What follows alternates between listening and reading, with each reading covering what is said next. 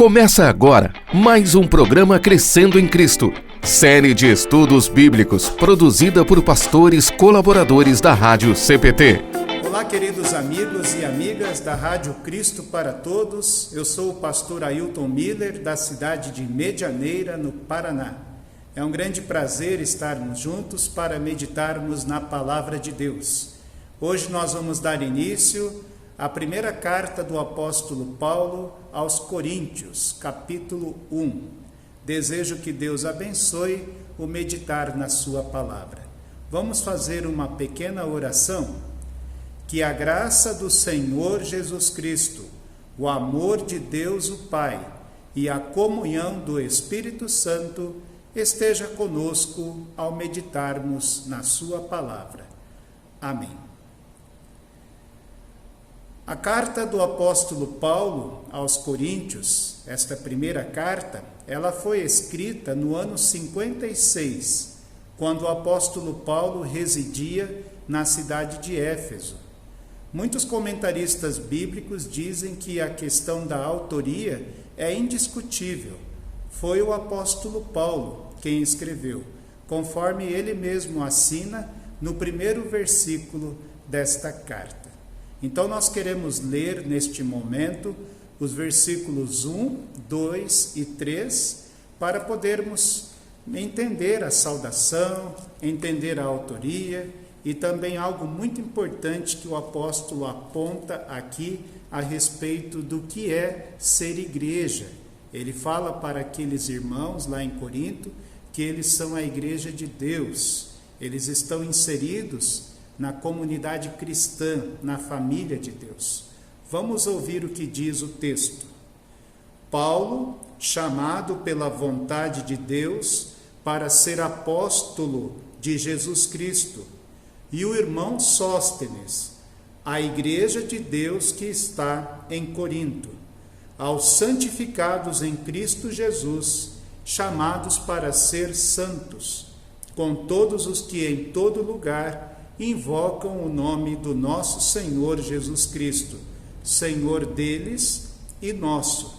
Graça a vós outros e paz da parte de Deus, o nosso Pai, e do Senhor Jesus Cristo. A igreja em Corinto, ela foi fundada pelo apóstolo Paulo no ano 49 depois de Cristo. Quando Paulo chegou naquela cidade, ali já residia um casal de cristãos, Priscila e Áquila. Eles já haviam chegado no ano de 47 depois de Cristo, quando eles trocaram a Itália por Corinto. É muito importante, quando vamos estudar esta carta, nós analisarmos o contexto de onde eles estavam. A questão da cidade de Corinto ser uma grande metrópole, ela trazia também uma bagagem de muitas culturas. Havia naquela cidade muito movimento comercial, havia também uma cultura degradada e a religião idólatra que reinava naquele local. Porém, nessa metrópole corrupta, no ano de 49, Paulo chegou e fundou a igreja. A comunidade, então, depois que Paulo saiu dali, porque isso é uma característica também do apóstolo Paulo, ele planta as igrejas e depois continua o seu trabalho missionário. Depois que ele viajou, partiu, surgiram muitas dificuldades, pressões, lutas para uma igreja jovem que havia surgido no meio de uma sociedade pagã.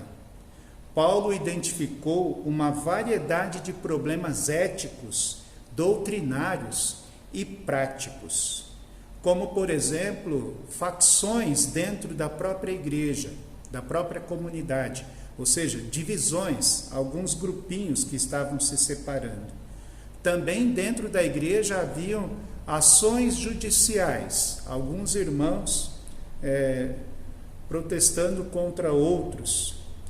Também havia imoralidade, havia abuso da Santa Ceia, abuso dos dons espirituais, Então, quando o apóstolo Paulo identificou todos esses problemas naquela congregação que ele mesmo havia fundado, ele escreve palavras de disciplina, de correção.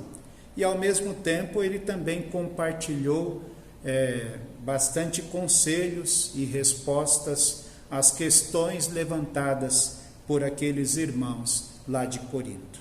Como que Paulo ficou sabendo de tudo isso que estava acontecendo ali naquela igreja? Ora, ele foi informado pelos irmãos da casa de Cloé. Eles foram até ele, ao seu encontro, e compartilharam todas essas dificuldades que a igreja de Corinto estava enfrentando. É importante também nós notarmos aqui que o apóstolo Paulo ele não teve medo nenhum de informar quem foi que denunciou esses problemas. Outros membros da igreja de Corinto também foram visitar o apóstolo Paulo e levaram uma carta da própria congregação, onde eles estavam perguntando sobre diversos temas e temas controversos. Então, depois que Paulo recebeu essa carta, ficou sabendo de todas essas informações, ele escreve para a igreja lá de Corinto. E nesta carta que ele escreve, ele denuncia esses procedimentos dos quais eram anti-evangélicos. E até ele exigiu que as pessoas que causavam escândalos fossem excluídas da comunidade. E além disso, ele lança também fundamentos teológicos riquíssimos, fundamentos teológicos que valem para nós até hoje, doutrina preciosa escrita na carta do apóstolo Paulo. Fundamentos que hoje muitos cristãos, muitas igrejas são abençoados em aprender. Por exemplo, de uma maneira teológica, o apóstolo Paulo escreveu o capítulo 15, na primeira carta de Coríntios, que merece uma atenção, um destaque muito especial, porque ele fala sobre a doutrina da ressurreição. Como nós já lemos aqui do versículo 1 a 3, eu gostaria de comentar o texto, lembrando que o apóstolo Paulo, ele se apresenta como apóstolo, não por vontade dele mesmo, mas porque Deus o chamou para ser apóstolo. Ele não tinha pretensão, mas foi Deus quem escolheu. Ele escreve também a carta aos irmãos de Corinto, usando a expressão, dizendo assim, que eles são a igreja de Deus que está ali em Corinto. Essa igreja, ela é formada por todos os irmãos na fé, que foram chamados por Deus, que foram convocados por Deus para fazer parte da igreja invisível, da igreja universal, da comunhão de todos os santos. O apóstolo Paulo está mostrando aqui para eles que mesmo eles estando inseridos ali naquela cidade, em Corinto, sendo uma congregação, eles também fazem parte da igreja de Deus universal, a comunhão de todos os santos. Ele deixa esse aspecto transparecer de maneira fundamental nesta carta. Por quê? A igreja particular, aquela congregação que morava ali em Corinto, ela só tem sentido quando ela é unida à igreja universal, a comunhão de todos os irmãos, ou seja, a totalidade dos crentes, pois a igreja de Cristo é um corpo só. Por que é importante quando o apóstolo Paulo diz isso logo na sua saudação? Porque assim ele está lembrando aquela congregação que mesmo que eles estavam se organizando ali em suas casas, em pequenos grupos de 40, 50 pessoas, eles faziam parte da igreja de Deus. Eles não eram apenas aquela igreja que estava reunida ali em uma casa, reunida ali em um clã, mas sim eles fazem parte da igreja universal. O que estava acontecendo ali entre esses irmãos? Eles estavam se organizando com algumas tendências de afinidades, tendências de gosto, e quando a igreja começa então a se organizar desta forma, ela pode enfraquecer e pode acontecer o que o apóstolo Paulo observou aqui no capítulo 1. Pode acontecer divisões. Daqui a pouco nós vamos ler os versículos onde aponta que as pessoas estavam buscando separar-se e buscando até intitular-se como seguidores de um líder, de outro líder. Nós vamos entender por que o apóstolo Paulo, então, trabalha essa questão de que todos os crentes fazem parte do corpo de Cristo. Uma situação também inconveniente era que aqueles irmãos, eles se reuniam em casas com 2 compartimentos para a recepção dos irmãos. A sala de jantar de uma casa, que era o lugar mais confortável, reservado para os amigos mais íntimos, e o átrio menor, que é menos confortável, que era aberto para outras pessoas serem acolhidos. Já nesse momento estava acontecendo a discriminação.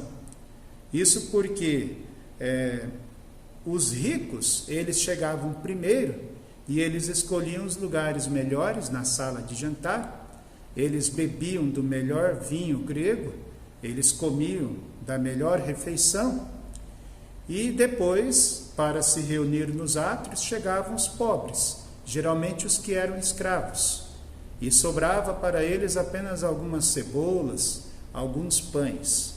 Motivo este que levou o apóstolo Paulo dizer que alguns estavam passando fome e outros estavam ficando embriagados, como ele relata no capítulo 11, versículo 21. Isso não era comunhão, isso na verdade era desunião. Então o apóstolo Paulo, ele chama a atenção daqueles irmãos que a igreja particular, ela só tem sentido quando ela é unida à igreja universal, à igreja de todos os crentes. A igreja de Cristo é um corpo só.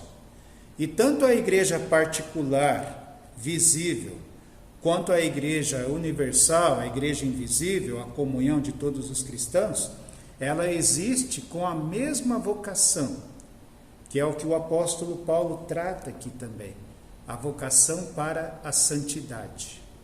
Muito importante que o apóstolo Paulo trata este assunto, mostrando a seriedade de uma igreja, a seriedade de sermos cristãos, filhos de Deus. Nós somos discípulos de Jesus, nós somos alunos de Jesus. Temos uma missão que é pregar o Evangelho. Então ele mostra que a partir do corpo de Cristo, aquela igreja também passa a viver uma vida de santidade, uma vida de santificação.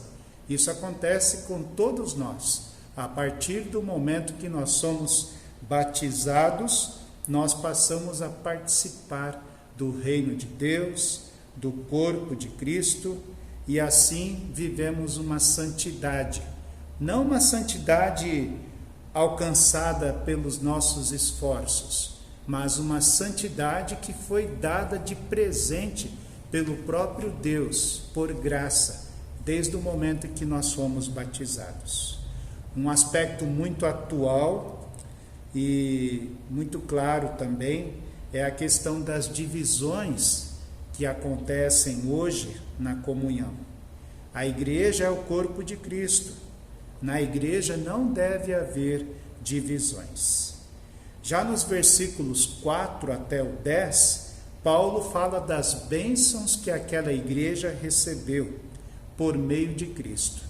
Sempre nas suas saudações, o apóstolo Paulo, ele deixa claro que ele louva a Deus pelas bênçãos recebidas que aquela igreja recebeu. E aqui o apóstolo Paulo, ele deixa bem claro que ele está agradecendo a Deus a respeito dos dons que eles receberam, que é um assunto que ele vai tratar mais tarde. a partir do capítulo 12, sobre o tema dos dons espirituais. Aí nós podemos também observar nesta carta, no primeiro capítulo, os versículos 10 até o 17, onde nós podemos dizer assim: Jesus Cristo, ele une as pessoas, ele não separa as pessoas. Aqui neste trecho do versículo 10 até o 17, nós temos o apóstolo Paulo apontando para os sinais de divisão dentro da igreja de Corinto. E é interessante notar que ele fala que o batismo, que é um sacramento que une a igreja, que transforma as criaturas de Deus em seus filhos, que fazem parte, então, herdeiros da vida eterna. No caso ali, para eles, o batismo não estava inserindo eles no corpo de Cristo, e sim estava inserindo eles em grupos separados, grupos divididos. Era isso que eles estavam interpretando. Uns se achavam mais importantes por terem sido batizados por Pedro, outros se achavam mais importantes por terem sido batizados por Paulo, outros achavam que eram mais importantes por terem sido batizados por Apolo. E também havia o grupo dos judeus convertidos ao cristianismo, que se achavam muito importantes porque eles eram do grupo de Jesus, conterrâneos do mestre, e assim eles se achavam maiores do que os outros. Vejam, Paulo, ele detectou o problema quando eles estavam olhando para o líder da igreja, e eles não estavam olhando para o cabeça da igreja, que é Jesus Cristo. Portanto, Paulo chama a atenção deles quando ele disse: olha, eu não batizei ninguém de vocês, até fiz questão de não batizar. Aí depois ele até fala: algumas pessoas sim, eu batizei. Mas Paulo, ele já tinha isso em mente, para que ninguém se vangloriasse por ter sido batizado por ele. Mas sim, o que o cristão deve lembrar é o seguinte: que Jesus deve ser o líder máximo dentro da igreja. O único chefe verdadeiro é Jesus. Porque o apóstolo Paulo, ele disse que foi Jesus quem morreu na cruz para perdoar os nossos pecados. Não foi Paulo, não foi Pedro, não foi o Apolo, mas foi Jesus quem morreu na cruz. E também quando nós somos batizados em nome de Jesus, e não em nome de algum líder cristão. Quantas pessoas hoje, até mesmo grupos, entregam o trabalho de uma igreja por questões tão insignificantes como a liderança ou líderes, pessoas que se recusam a participar porque o líder do grupo não está mais presente com eles, porque tal pastor foi embora para tal cidade, daquela comunidade não faz mais parte, daí se recusam a aceitar o novo pastor, se recusam a aceitar o novo líder, ou então formam grupinhos contra o pastor, oposições. É o que o apóstolo Paulo estava trabalhando ali naquela igreja, que não é muito diferente do que acontece hoje também. Para essas tais pessoas, Cristo é apenas um ilustre desconhecido. Nós devemos observar o que o apóstolo Paulo aponta. Nós, como membros da igreja, nós não olhamos para o líder, mas nós olhamos para o Cristo, o Salvador. O líder está ali como um representante de Cristo, um embaixador de Cristo, um ministro da palavra. Mas o mais importante é o Salvador Jesus. O próprio Cristo, ele disse para nós em Mateus 12:30, quem não está comigo está contra mim.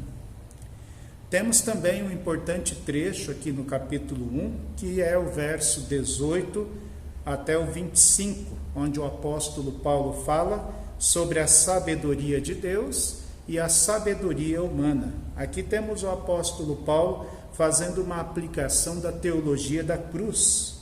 A teologia da cruz é sinal de contradição, porque para algumas pessoas a cruz é a salvação, a cruz é a glória.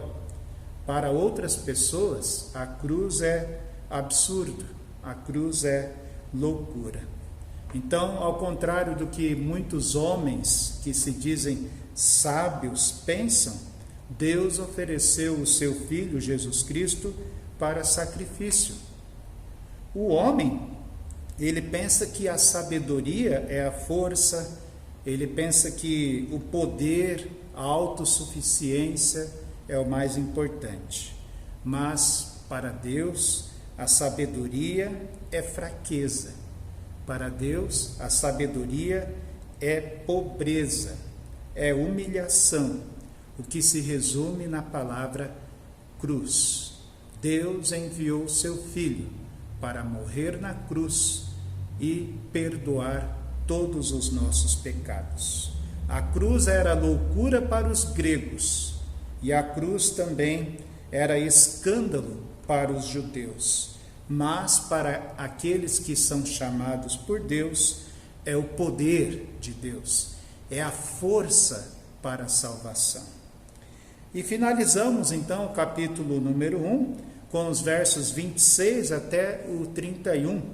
Aqui nós podemos afirmar que Deus, Ele traz para todos nós uma mensagem muito especial, que Deus escolhe pequenos para confundir os grandes, que Deus escolhe os fracos para derrubar os fortes, os pobres para confundir os ricos. Por isso, queridos irmãos, não é tão importante ser importante. Importante é nós sermos quem nós somos. Deus, Ele se alegra com as pessoas humildes. E com a força da humildade, nós podemos realizar grandes coisas.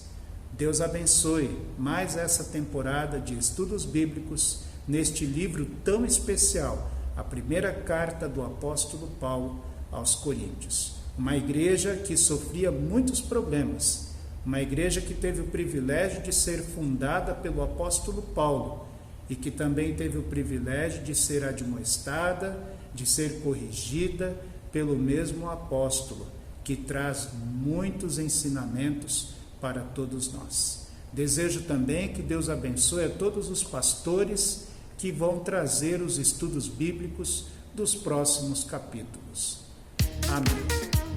Acompanhe este e outros programas em radiocpt.com.br.